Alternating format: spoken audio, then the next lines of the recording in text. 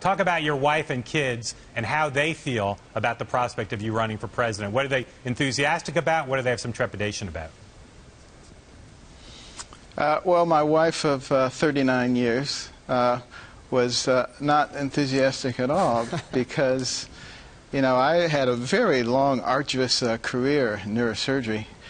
Kept me incredibly busy, and she was looking forward to retirement when we were going to do all the things that we've been putting off all these years. And I was looking forward to it too, to be honest with you.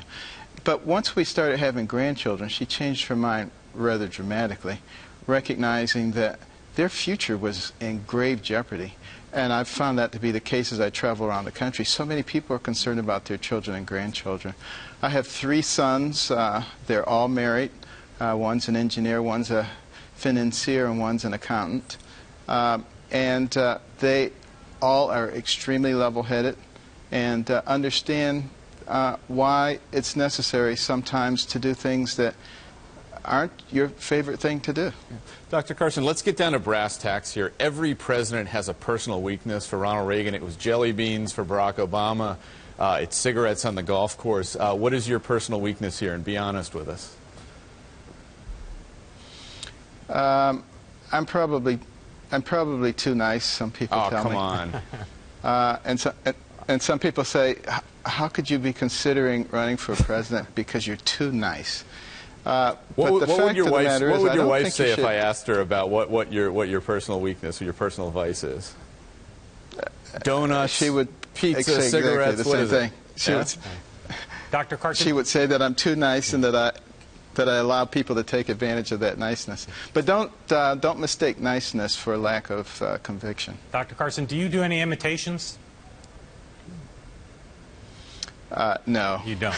I do not. All right, what is your favorite imitation that someone does? Do you have one that you really like?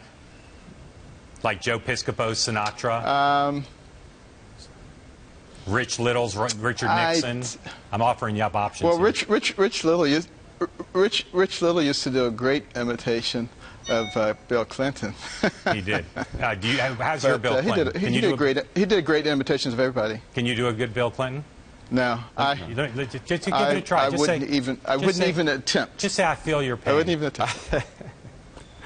All right.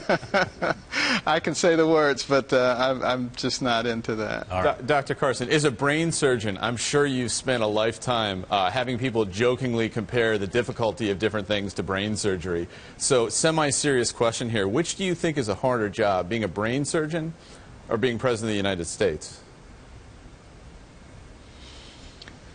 Well, it takes a lot more training to become a neurosurgeon. There's no question about that. But when you look at the pressures that are upon someone who occupies that seat as president, I don't think that there's many things that would compare with that. And all you have to do is look at the people who obtained that office and how old they look 4 years later.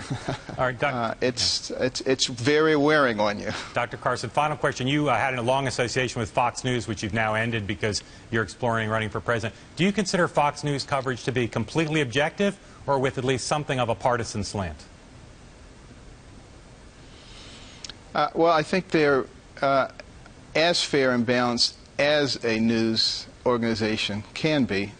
The way that you can determine that is you look at the people who work for them. You look at the correspondents and the contributors, and you see how many represent the contrarian view. Yeah. Okay. And with Fox, you have more than a couple of dozen.